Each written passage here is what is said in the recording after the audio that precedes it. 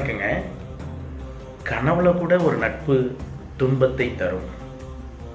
அப்படியாப்பட்ட நட்பை நாம் கை கொள்ளக்கூடாது.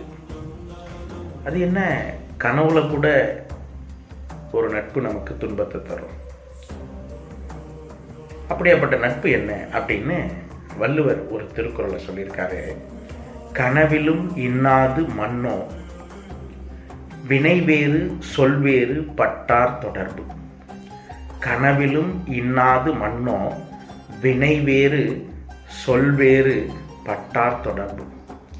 அதாவது சொல்லில் ஒன்றும் செயலில் ஒன்றும், நம்மக்கிட்ட சொல்கிறது ஒன்றாகவும் செயலில் ஒன்றும், இப்படி மாற்றி மாற்றி இருக்கக்கூடிய நட்பு நமக்கு கனவுல கூட துன்பத்தை தரும் அப்படின்னு சொல்கிறார்.